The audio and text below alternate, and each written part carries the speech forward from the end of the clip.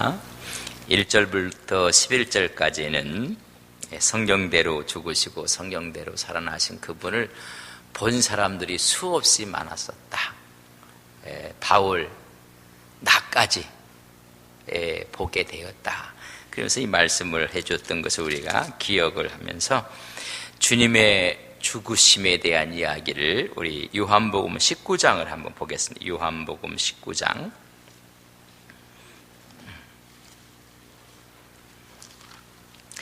요한복음 19장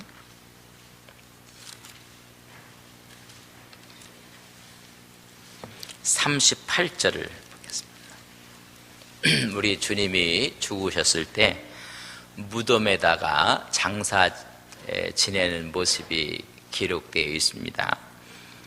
38절에서 42절까지 저는 한 절씩 봅니다.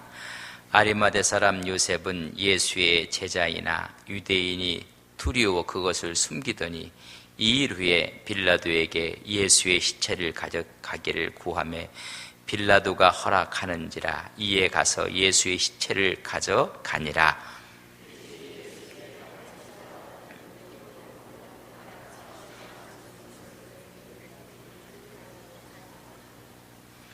이에 예수의 시체를 가져다가 유대인의 장례법대로 그 향품과 함께 세마포로 쌌더라.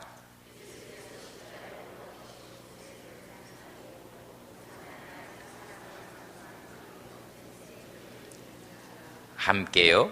이날은 유대인의 준비일이요 또 무덤이 가까운 거로 예수를 거기 장사 지내느니라.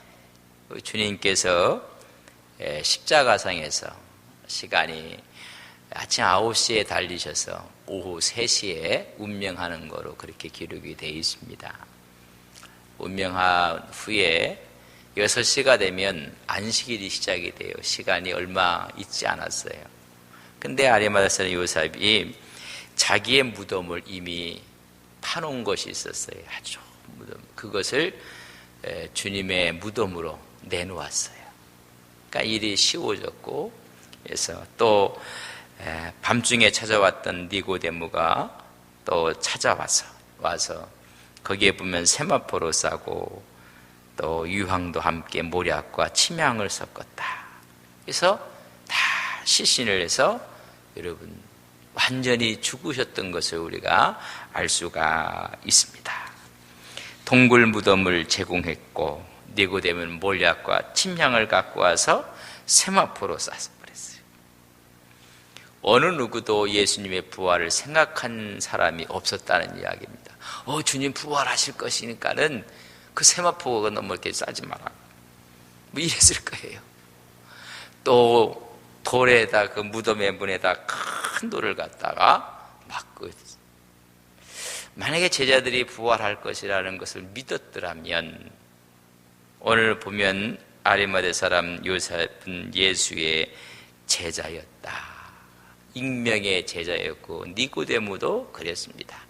12명의 제자는 아니었지만 다 뿔뿔이 도망갔고 이들은 예수님의 장례를 마지막 그 짧은 시간에 시신을 요구를 하고 그래서 세마포로 싸고 무덤에 안장을 시키게 되었습니다. 다시 말하면 어느 누구도 어떤 사람도 부활할 것이라는 것을 생각하지 못했다는 이야기. 그렇게 죽으셨어요. 요한복음 20장을 보면 안식 후 첫날 마리아가 갔을 때 살아나셨어요. 부활하셨던 것을 기록해 놓고 있습니다. 그 부활한 주님을 고린도전서 15장에 보면 수많은 사람들에게 보여주고 있습니다. 그뿐만이 아니라 부활하신 3년 정도 지났을 때 누구까지 보여주셨어요? 바울에게까지 그걸 보여주셨어요. 그래서 만삭되지 못한 나 바울에게도 그 부활한 주님을 만났습니다. 그 만난 기록이 15장에 보면 1절부터 기록되어 있는 것이 쭉 기록되어 있습니다. 그래서 4절에 보면 3절 내가 받은 것은 먼저 너희에게 전하였으니 이는 성경대로 그리스도께서 우리 죄를 위해 죽으시고 장사 지난 바 되었다가 성경대로 사흘 만에 다시 살아나셨느니라. 게바에게 보이시고 12 제자에게 보이시고 500의 형제에게 보이시고 지금까지 대다수가 살아있고 만약에 의심스러우면 이분들한테 가서 증인으로 세울 수가 있다. 그 후에 야고보에게 보이셨고 모든 사도에게 맨 나중에 만삭되지 못하여 난 자 같은 내게도 보이셨느니라. 그렇게 주님의 부활과 죽으심에 대해서 이야기를 합니다. 그러니까 주님의 십자가 또 주님의 부활, 만약에 우리가 십자가가 없는 기독교, 부활이 없는 기독교는 생각해 볼 수가 없어요. 십자가 없는 예수, 구속의 죽음이 없는 메시아를 생각할 수가 없어요. 부활이 없는 예수, 만약에 부활이 없다면 성경은 얘기해 가장 우리가 불쌍한 사람이다. 예수님도 불쌍한 사람이고 그걸 믿는 우리도 불쌍한 사람이에요. 우리 옆에 있는 분들이 참 불쌍하고 처량한 사람들이. 왜냐하면 예수님도 그렇게 좋은 일을 하셨고 아픈 사람, 병든 사람, 죽은 사람 그들에게 가르치고 치유하시고 마지막에는 수모당하시고 핍박당하시고 마지막에는 채찍에 맞으시고 십자가를 이끌고 골고다 길을 올라가고 정말 마지막에는 십자가에서 못 박혀서 엘리 라마 사막다 외치면서 마지막 그것이 끝이었다면 가장 불쌍한 사람이라는 것입니다. 악이 승리한 것이고 선은 패배한 것이고 이렇게 선한 것이 이렇게 볼품없이 끝난다고 만다고 생각하면 정말로 불쌍하기 짝이 없다는 것입니다. 역사도요 악이 승리하는 것 같지만 마지막에 보면 선이 승리하고 이기는 걸 보여주고 있어요. 그러나 완전히 억울하게 모든 것이 끝났다면 이건 너무나 불쌍하고 억울한 일이. 그래서 오늘 가장 불쌍하다. 이건 있을 수 없는 일이라는 이야기입니다. 그래서 12절 그 말씀 12절 여러분 12절 같이 읽겠습니다. 시작. 그리스도께서 죽은 자 가운데서 다시 살아나셨다 전파되었거늘 너희 중에서 어떤 사람은 어찌하여 죽은 자 가운데 부활이 없다? 그렇게 얘기하느냐? 그분은 죽으셨다가 그분은 살아나셨다. 요한복음 19장에 어느 누구도 부활할 것이라는 것은 상상도 하지 못했어요. 근데 20장 들어가자마자 안식구 첫날 그분이 부활하셨어요. 죽었다가 살아나셨다는 것입니다. 만약 부활이 없다면 바울은 이야기합니다. 우리가 전파하는 것도 우리가 믿는 것도 다 헛것이다. 우리는 죄 가운데 있는 것이고 이 악한 이 영들이 궁극적으로 세상을 지배하고 우리의 죄를 해결받을 수가 없고 소망도 없고 이 세상에는 의도 없고 정의도 없고 무법천지가 되고 말 것이다. 악이 승리한다는 것입니다. 그렇기 때문에 부활이 없다면 근데 이 부활을 목도하고 증거했건만 너희들이 왜 없다고 이야기하느냐? 그걸 지금 논증해주고 있는 것입니다. 여러분 부활이 있어야 돼요. 부활이 있기 때문에 우리에게 소망이 있는 것입니다. 선이 승리하고 정의가 승리하고 하나님 법이 이겨야 하는 것입니다. 부활이 있어야 될 이유가 있어요. 부활이 없다면 우리는 소망이 없어요. 부활이 없다면 우리에게 희망도 없고 우리의 모든 것들이 다 물거품이 되고 만다는 것입니다. 만약에 부활이 없다면 악의 세상이고 암흑의 세상이란 말이죠. 우리가 상식적으로 생각해 보아도 부활은 있어야 된다는 것입니다. 우리 주님께서 죽으셨다가 부활한 것을 우리는 믿습니다. 부활은 진실이고 사실이에요. 그래서 막달라 마리아가 부활을 했다고 소리치고 외치고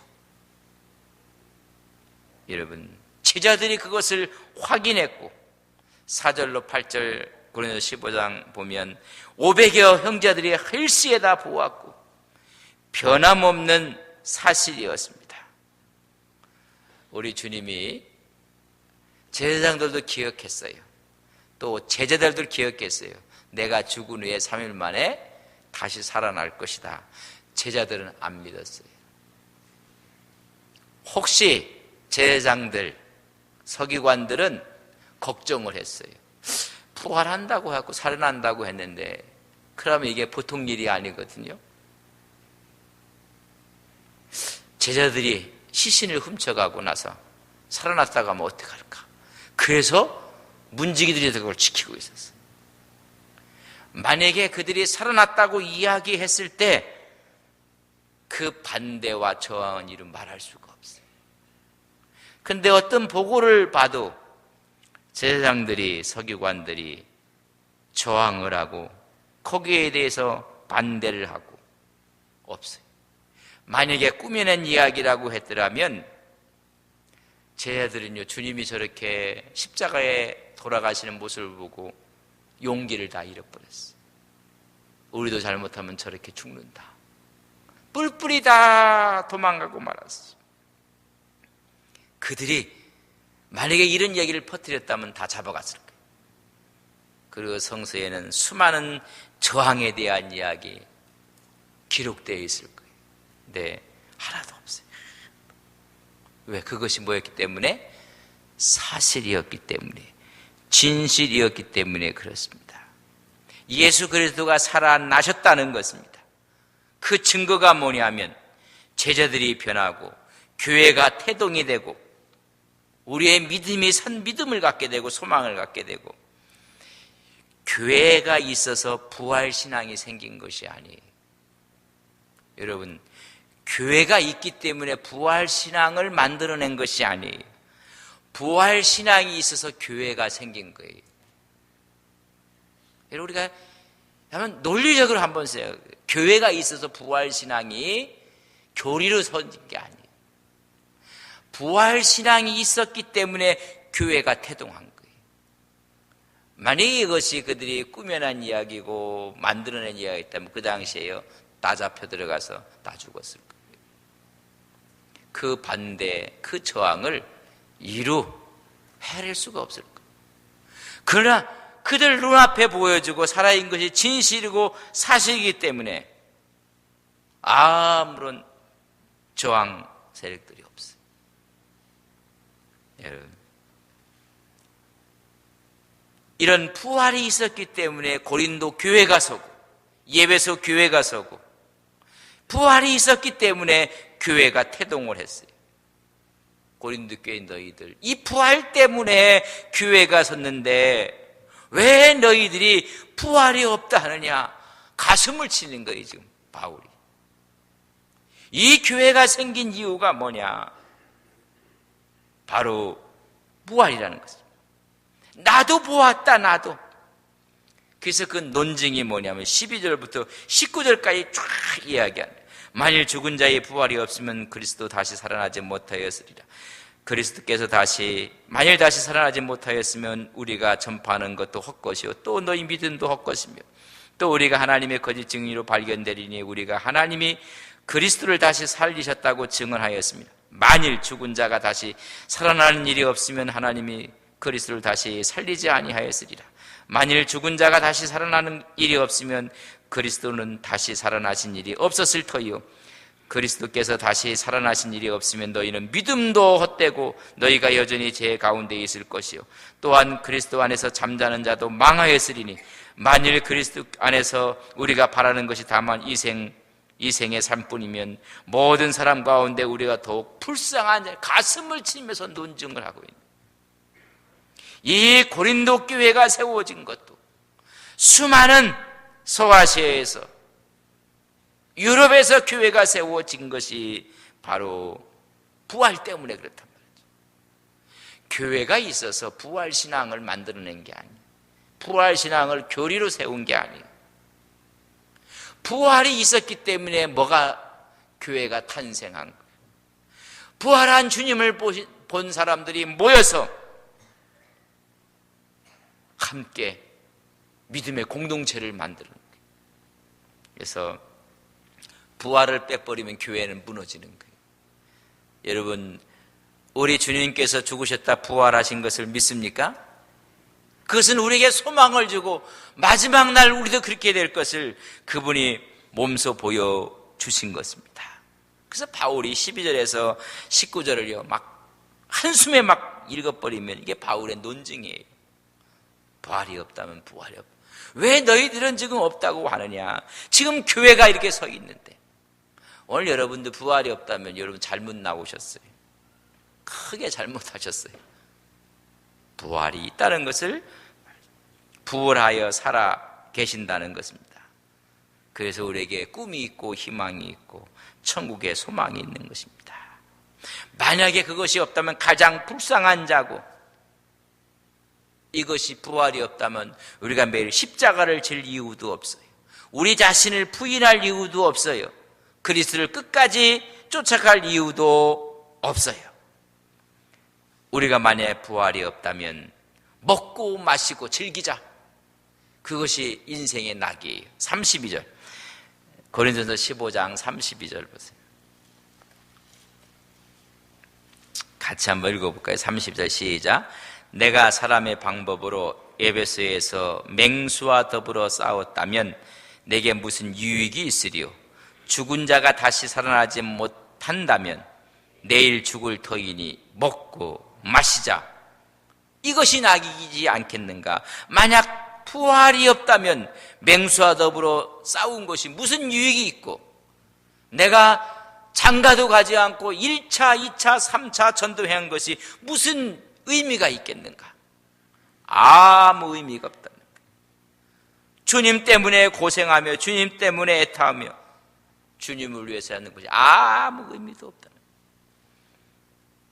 부활이 없다면 먹고 마시고 이 땅에서 적당하게 재짓고 적당하게 살고 적당하게 해서 그런 가는 것이 오히려 더 낫자. 먹고 마시자 하지 않겠느냐. 그러나 부활이 있어서 영원한 심판이 있기 때문에 우리는 그러하지 않는다고 오늘 이야기를 해주고 있습니다. 여러분, 사람이 태어나는 순간부터 뭘 향해서 달려갈까요? 응애 태어났어요. 공무원을 향해서 달려갈까요? 이런 분명한 것은 죽음을 향해서 달려가요. 죽음을 향해서. 단연컨대 여기서요, 여러분 골 마지막 지점이 다 죽음이에요. 어떻게 보면 참 서글퍼진 것입니다. 죽음을 위해서 태어났어요. 여러분, 우리가 죽음을 해서 한 걸음 한 걸음, 근데 그 죽음을 이기는 게 있어요. 죽음을 뛰어넘는 게 있어요. 그게 부활의 신앙이란 말이죠. 그리고 우리는 영원히 산다는 얘기. 여러분 57절을 보세요. 57절 같이 보겠습니다. 시작. 우리 주 예수 그리스도로 말미암아 우리에게 승리를 주시는 하나님께 감사합니다. 여러분, 우리 주 예수 그리스도로 말미암아 우리에게 승리를 주시는 하나님, 죽음을 이기게 하시는 하나님, 지난번 성경엔 죽음을 이기게 하시는 하나님께 감사한다. 죽음을 패배의 눈으로 보고 죽음의 눈으로, 죽음을 승리의 눈으로 바라보게 되는 거예요. 이기게 하시고 승리하게 하신다. 사람은 태어난 순간부터 죽음을 향해 달려가는 존재들입니다. 그래서 시작이 된 거예요. 오늘 하루 살았으면 여러분 생에서 하루 없어진 거예요. 이렇게 카운트다운을 해요. 마지막 1, 제로해서 팍 올라가는 것처럼 여러분 마지막 급에서 하루 이틀 이렇게 지으면서 뭐 10년, 20년 해서 지금 하나씩 없어지는 거예요. 지금 카운트다운 하고 있어요. 여러분 한번 생각해 보셨어요? 죽음을 향해서 지금 카운트다운이 시작이 됐어요. 마지막 죽음이 끝이란 말이죠. 내가 지금 살아있는 것처럼 죽음이라는 것은 극히 자연스러운 것입니다. 재작년 보고에 의하면 1년에 사망한 사람, 우리나라에서 1년에 총 죽으신 분들의 숫자가 22만 5,403명이에요. 22만 5천. 여러분들은 그 안에 들어가지 않은 것을 여러분 23만 명씩 죽어가는. 그 중에 봤더니 암으로 죽는 분들이 프로테이지가 28.6%예요. 28.6%가 여러 가지 암도 뭐 종류가 여러 가지 있잖아요. 두 번째가 이제 순환기 계통 질환 이런 걸 돌아가시는 분이 22%. 그걸 더하면요 50%가 넘어요. 순환기 계통하고 각종 암으로. 그래서 교통사고로 많이 가시는데 교통사고로 죽는 건 2.7%. 뭐 이렇게 해서 다 지금 죽음으로 지금 달려가요. 이게 인간의 실존이에요. 그러니까 그것이 끝이라면 주님 때문에 참고 인내하고 주님 때문에 오늘 바울은 뭐라 하겠습니까? 오늘 말씀이면 험한 어려움을 당하고 맹수와 싸우고 아무 유익이 없다는 거예요. 그것이 끝이라면 마부짓이라는 거예요. 오늘 이 시간에 여기 보니까 성인 나이트 클럽도 있던 것 같은데 저 그 일 가서 좀 즐기고 하는 게 훨씬 더 의미가 있는 거예요. 왜? 그게 끝이라면. 그 후에 부활이 있기 때문에 모든 것들이 살아나는 거예요. 죽음으로 가는 인생이 아니라 영생으로 가는 인생인 것을 우리는 믿습니다. 그러니까 우리가 영원히 사는 모습으로 가는 거예요. 그래서 죽음을 승리자의 눈으로 보게 하는 것이 부활이에요. 그래서 다시 보는 거예요. 다시 죽음의 고통으로부터 해방되고 죽음의 공포로부터 우리가 해방이 되는 거예요. 이것을 건져내신 분이 누구다? 예수 그리스도의 부활이라는 것입니다. 그러니까 예수 믿는 사람은 죽음 앞에 벌벌 떨으면 안 돼요. 이것이 마지막이 아니라 이걸 뛰어넘는 부활의 생명이 있는 것을 우리는 믿습니다. 여러분, 승리자의 눈으로 마지막을 보는 그 마지막. 그리스도 안에서 모든 사람이 영원한 삶을 누리게 된다고 말씀합니다. 고린도서 15장 22절 보세요. 22절 같이 한번 봅니다. 22절 같이 봅니다. 아담 안에서 모든 사람이 죽은 것 같이 그리스도 안에서 모든 사람이 뭘 얻으리라? 죽음이 아니라 영생을 얻게 된다는 것입니다. 그러니까 죽음 앞에 쫄아서도 안 되고 떨어서도 안 돼. 죽음을 쏘는 것이 어디 있느냐? 아담으로 인해서는 죽음으로 끝났다면 그리스도 안에서는 모든 사람이 삶을 얻으리라. 26절 같이 봅니다. 시작. 맨 나중에 멸망받을 원수는 뭐라고요? 만약에 사망이 이걸 뛰어넘는 거예요. 죽음을 정복해버리는 거예요. 영원히 사는 부활. 나도 이것을 목도했고 이 부활의 생명 때문에 교회가 생겼는데 너희 고린도 교회들은 왜 믿지 않느냐는 거예요. 그 15장이 좀 길어요. 막 가슴을 치면서 이야기를 해주고 있는. 그래서 죽음 앞에 떨자. 우리가 그리스도 안에 있으면 결코 우리를 정죄할 자가 없느니라. 영원한 소망 가운데 살게 된다는 것입니다. 여러분, 죽음을 뛰어넘어 부활의 생명을 바라보는 여러분들 되시기를 바랍니다. 여러분, 부부가 살다가 한 분이 먼저 가는 분이 있어요. 그래도 어떻게 살아야 돼요? 먼 훗날만 소망 가운데 살아야 돼요. 저는 지금도 알고 있는 집사님 한 분은 남편이 먼저 가셨는데 1년 동안 교회도 안 와요. 교회도 안 와요. 신방 가서 이야기했더니 남편을 먼저 보냈는데 하늘이 부끄러워서 못 나오겠대. 그런 여자를 만난 사람은 얼마나 행복할까 그런 생각을 하고 아마 그런 여자 만나면 남자는 숨을 못 쉴 것 같아요. 그 사실이었다니까요. 남편이 1년 동안을 교회를 물어봤더니 마을도 안 나간대요. 그게 끝이라면 그렇게 해야 돼요. 그러나 그것이 끝이 아니라 그걸 뛰어넘은 부활의 생명이 있기 때문에 여러분 우리의 이런 죽음 앞에 그런 아픔 고통도 뛰어넘는 여러분들이 되시기를 바랍니다. 예수 믿는 사람들이 먼저 앞서 보낼 수도 있어요. 그걸 어떻게 표현할 수가 없어요. 그 아픔. 그러니까 울어요. 또 예수 믿는 사람은 또 왜 우느냐고 하는데 울을 때는 내비두세요. 그냥 실컷 울게. 교회 가서 목회자들이 울지 말라고 하는데 저는 울으라고요. 실컷 울어. 울고 그것도 아무나 우나요. 하나님이 눈물도 주실 때가 있어요. 그냥 실컷 울고. 그래 울고 나서 마음의 무지개를 보면 돼. 부활의 무지개를 바라보시야 돼. 여러분 눈물이 있어야 마음의 무지개를 볼 수가 있어요. 그러고 나서 하나님은 그걸 다 뛰어넘는 거예요.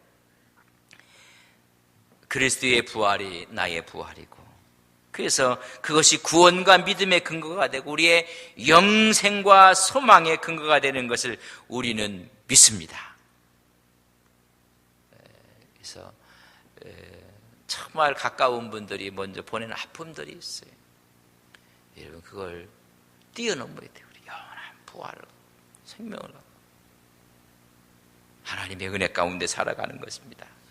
오늘 이야기 만약 부활이 없다면 너희들이란 선교 의미 없어요. 선교할 돈이 있으면요 가서 먹고 마시고 하는 게 훨씬 더 유익하다. 그게 끝이라면 너희들은 믿는 것 그것도 헛것이고 너희들은 전부 다 거짓말쟁이가 될 것이고 너희들은 여전히 죄 가운데 있을 것이고 너희들은 망하는 자 가운데 있을 것이고 19절 결론적으로 가장 불쌍한 존재들이다. 옆 사람한테 불쌍하신 분입니까? 아니면 하나님의 영생을 가지신 분입니까? 여러분 불쌍한 분이 아니에요. 우리는 영원한 영생의 축복을 누릴 사람들이 여러분 죽음을 뛰어넘는 사람들이 뭐 건강, 물질, 뭐 성공, 실패에 그렇게 연연하십니까? 그걸 뛰어넘을 때 하나님께서 주시는 거예요. 먼저 그의 나라와 그의 의일과 그러나 이 모든 것을 너에게 뭐하다? 더하여 주시리라. 그걸 뛰어넘지만 그거 붙잡으려고 하다가 사람들이 전부 다 넘어지고 여러분 죽음을 뛰어넘는다면 무서울 게 뭐가 있어요? 여러분 뭐가 무섭습니까? 나는 죽음을 뛰어넘는 영원한 천국에서만 부활의 생명을 가있다면 이런 뭘 못 뛰어넘겠어요? 어떤 분들은 물질 때문에 건강 때문에 자녀 때문에 그때 우리가 무관심하고 우리 그러라는 얘기는 아니에요. 우리는 어차피 뭘 행해서 가고 있어요 지금? 죽음을 해서 갔어요. 제가 단연하기를 우리 집사님 내일이면요 인생 생에서 하루 없어졌어요. 근데 그것도 모르고 사는 거라 사실. 완전 비밀이에요 비밀. 그러나 그래 지금 가고 있는 거예요. 가고 있어요. 그래 그걸 뛰어넘는 부활이 있다는 생각을 하니까 오늘도 살고 내일도 살고 영원히 사는 거예요. 부활을 믿는 사람은 영원히 사는 건데 부활이 없는 사람은 하루가 죽은 거예요. 솔직하게 표현해 보면 하루가 없어졌어요. 하루가 죽은 거예요. 여러분 하루가 죽었다고 생각하고 사시렵니까? 하루를 살았다고 하고 사시렵니까? 매일매일 사시는 여러분들 되시기를 바랍니다. 매일 사는 거예요. 그러나 부활이 없다고 믿는 사람은 하루 죽은 거예요. 오늘 하루 죽으셨네요. 하루 죽은 거예요. 매일 살아가는 그래서 우리의 모든 근원들은 이런 사람들은 58절을 보세요. 58절.